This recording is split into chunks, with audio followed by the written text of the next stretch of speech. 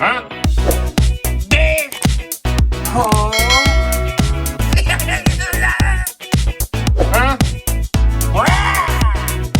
Dirt.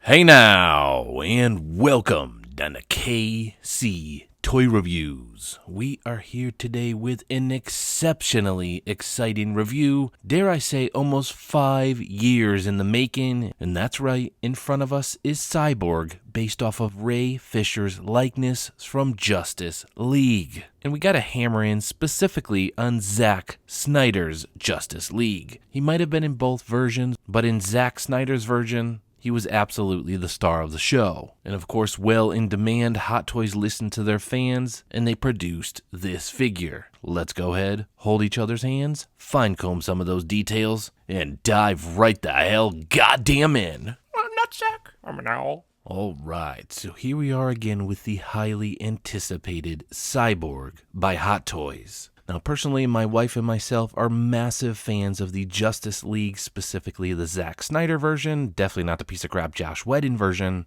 And as I mentioned in the beginning of this video, again, Cyborg was one of the stars of the show in the Zack Snyder version. And dare I say, probably one of the best parts of the movie. Ray Fisher is a fantastic actor. The design of Cyborg that Zack Snyder brought to life was amazing. And from beginning to end, he was one of the most pivotal parts of the movie. And before we put on all his guns and make him look like War Machine from Marvel, let's really dial in on this head sculpt.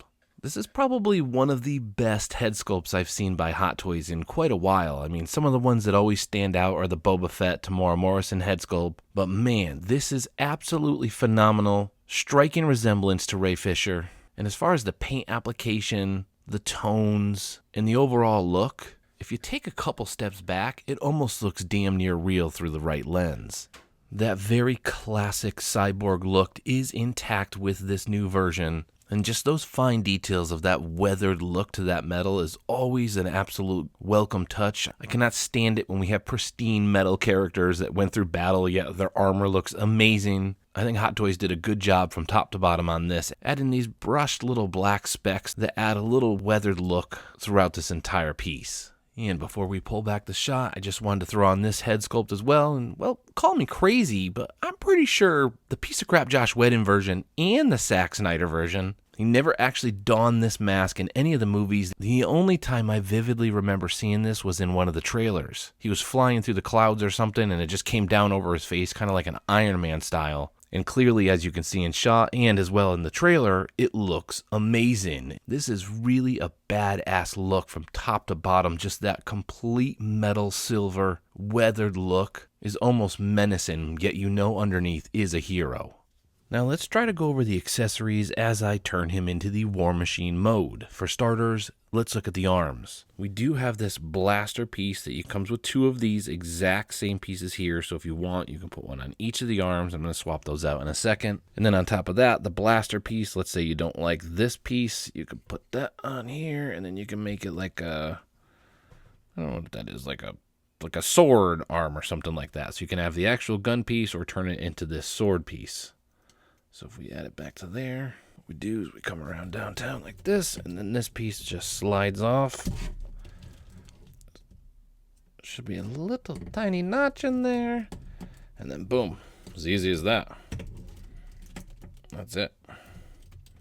So as you can see, swapping out the arm is super easy. It does also come with a shield. Whoa, almost knocked him over. Probably put it behind there, see if I can get that shot. It does come with a shield you can also put on one of his other arms. Now, to put the additional arms on, I've already removed these little metal plates, so these were somehow on the back here like this. You basically pop these off, and then you put these little pegs in there, and then you take the hand, little peg hole, as easy as that. Plug that one there, and then let's get the other side here. Bada bing, bada boom, as easy as that. And, well, if you care or not, even the arms have some pretty fantastic articulation. So that's sitting on a ball joint there, and then there's a hinge here, another hinge there, and then the hand is on a little ball joint. So the arms on the back actually have better articulation than the arms themselves, which we will get into shortly. And there we have him, as I've mentioned a few times. The War Machine mode, I mean, this is badass looking. We have 4 arms, each one of them we have interchangeable hands. I think there's only 2 pairs of hands, whether it's the one on the back or the ones in the front. So there's not a ton of different hand options, but keep in mind you do have the 2 blasters that you can also pair on each arm, and then you can switch out the tip of that blaster, as we showed earlier, with that knife part. All paired with that badass mask. Again, let's just pause for a second, take a look, and say, wow, this piece looks stunning through this shot, and also that weathered metal look from top to bottom is amazing. And as far as the details and the intricate ins and out of this piece, they are obviously and clearly visibly incredible. And just because, and in case anybody was curious, a quick close-up of Cyborg's ass. Yeah, that's right. Look at those luscious metal cheeks, brought to you in a 1/6 scale format. I know you just want to smack them with the tips of your fingers. Okay, that was creepy. Sorry. Next up, the arm articulation. It can't go past here, so slightly disappointing. I mean, if I lift this up, maybe I'm doing something wrong, but slightly disappointing. And then the same down here, probably a weird thing to care about, but the back and forth turn here, it can only go to here, and then if you turn it back, it can only go to here. So you can only turn the arm ever so much. Again, depending on how you're posing them, it might not be a problem whatsoever, and you might be saying, who gives a crap? I just think, oh! Almost lost it there. I just think, again, overall, the quality of it doesn't match up with the articulation. Same thing here. You can only twist that ever so much. And then down here, obviously, that's pretty fantastic. The ankle, everything's pretty good down there. Thought the tip of that moves a little bit there. Oh, there's Cyborg's wiener. But the leg, too, same thing. Unless I'm doing something wrong, I mean, you can only bring it out to right about there.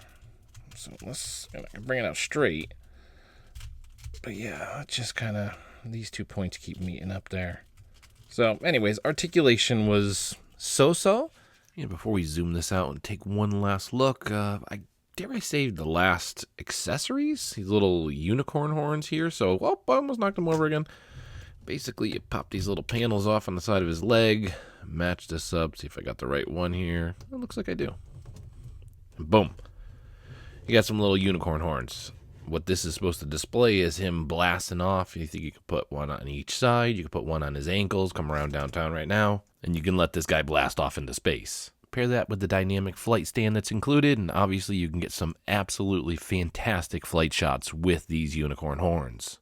And last up, and well, probably the most boring part of this entire video because of how exciting everything else was, is the 1/6 scale stand. Now, not bashing it whatsoever because this is a very high quality stand. We have the Justice League symbol, the Cyborg name at the bottom, and it might be a little blurry because I don't even think I took the plastic piece off of that.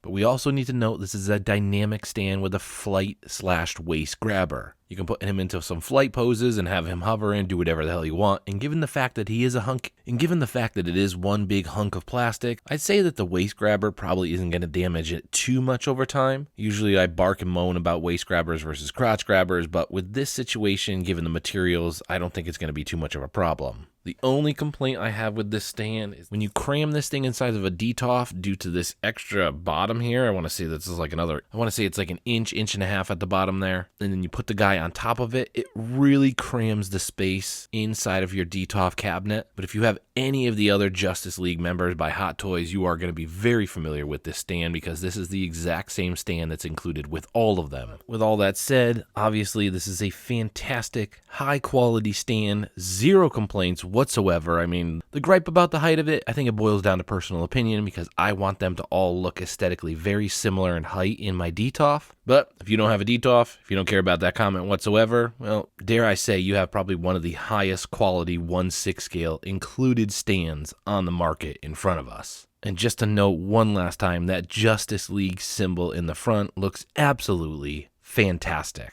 And there we have it.